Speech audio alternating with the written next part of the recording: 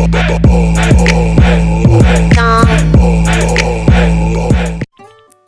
everyone, Spongeycraft here. You may remember one of my early videos where I showed you the tips and tricks for making a good brick film.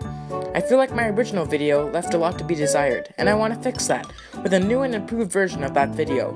I know you don't want to hear me ramble, so here we go.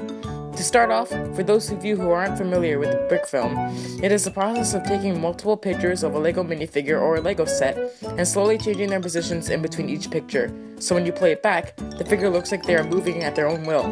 It's actually really cool to see the final product if you put patience and time into your brick film. Step 1. Find a base plate. It is almost a bare necessity to have a Lego base plate to animate. Without it, it would be much harder to animate your Legos, and your minifigures would fall over. Very good. Huh? What am I gonna do? Oh, I know. I'm a spaceman. Okay, just stand up. Why didn't you stand up? How am I gonna animate this? Okay. Alright. Okay, good. Okay, now just stay there.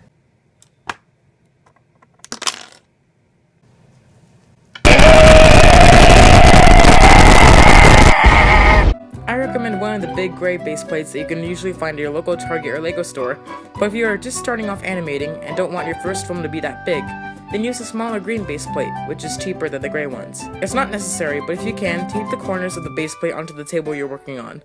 This will ensure the base plate won't fidget while you're animating. Step 2. Gather your Legos. Of course you can't have a brick film without Legos, so choose the Lego minifigures you're going to animate and the Lego bricks that will be in your background. Don't worry about the background buildings and scenery that much, because all you have to build is the front portion of the set, the one your viewers are going to see. If you truly don't have the pieces to make a brick film, I suggest going on to either the Lego Store Pick-a-Brick website or BrickLink, which will heavily help you for finding Lego pieces for cheap. Step 3. Making a story and choosing characters. Of course, you need a story if you're going to make a fictional film.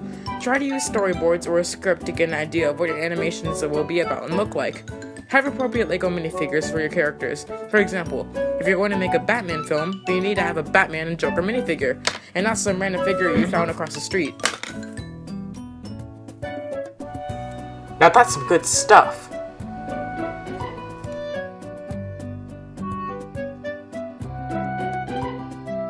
Step 4. Let's make the film.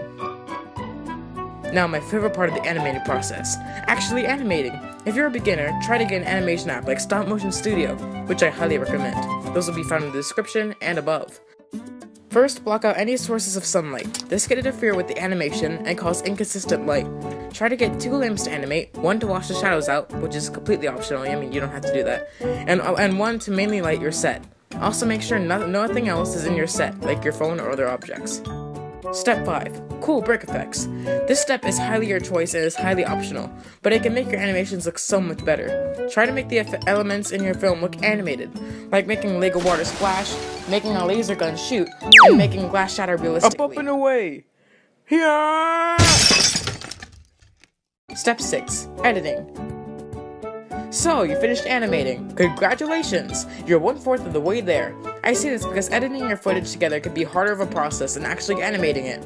Use something like iMovie for an Apple product, or Windows Movie Maker if you have a Windows machine. A lot of these applications have sound effects you can use, and that can help enhance your animation and make it seem more real. Adding your voice or voice acting animations also helps set the mood. Okay, that's it for this video, guys. I hope this has helped you in making your brick films better than before. If you like my content, please like and subscribe. And as always, stay spongy.